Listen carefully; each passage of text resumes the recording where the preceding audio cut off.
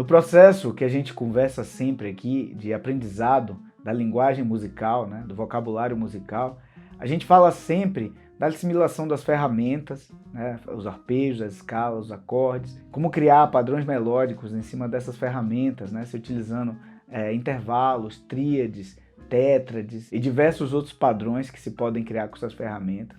Nós falamos também bastante de transcrição, né, de assimilação do vocabulário dos solos de grandes improvisadores e como assimilar essas frases e como estudar elas para internalizar elas na sua música e etc. Uma coisa que não é muito falada, pelo menos à minha volta, mas que é muito comum no estudo da música europeia, chamada música clássica, música erudita, são os etudes, né? Os estudos, peças formadas com vocabulários determinados, com fragmentos musicais específicos para serem estudados, né? Isso é algo que, para mim, nunca foi muito comentado, nunca foi muito conversado sobre. E eu me lembro que em 2005, quando eu estava na Universidade de Louisville, tinha uma grande livraria lá com livros de estudo à venda, e foi a primeira vez que eu vi um chamado Jazz Saxophone Etudes, do saxofonista Greg Fishman. E me chamou a atenção porque eu até então não tinha visto um livro de estudos, né, de etudes, para a linguagem do saxofone. Era algo que eu estava muito interessado na época, tentando emergir mesmo nisso, né?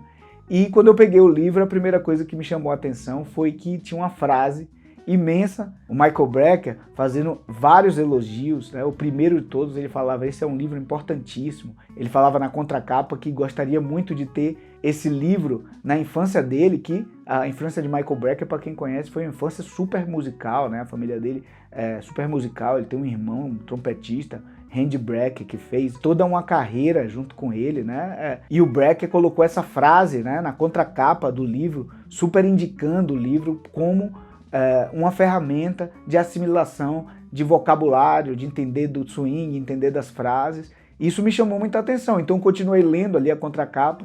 Tinha também uma indicação do Dave Liban, que era professor desse curso na época na Universidade de Louisville, e também de um outro professor desse mesmo curso na universidade, que era o Corey Christensen, que tinha uma bibliografia muito extensa sobre vocabulário, né, de improvisação também. Ele tinha vários livros, então essas indicações me chamaram bastante atenção. Eu terminei comprando esse livro. E é um livro que tem essa particularidade de serem estudos escritos para assimilar frase e vocabulário comum no meio da improvisação. Então é algo interessante, porque são solos compostos, né, compostos com os vocabulários, as frases mais comuns do idioma musical que a gente está estudando. Então nesses estudos está tudo lá organizado, né? Diferente de um solo improvisado, que a coisa está acontecendo ali no calor do momento, muita interatividade e muita coisa acontecendo sem nenhum tipo de programação. Quando um solo é composto no formato de estudo, como nesse livro, é super interessante porque a análise fica muito mais clara. Inclusive no livro,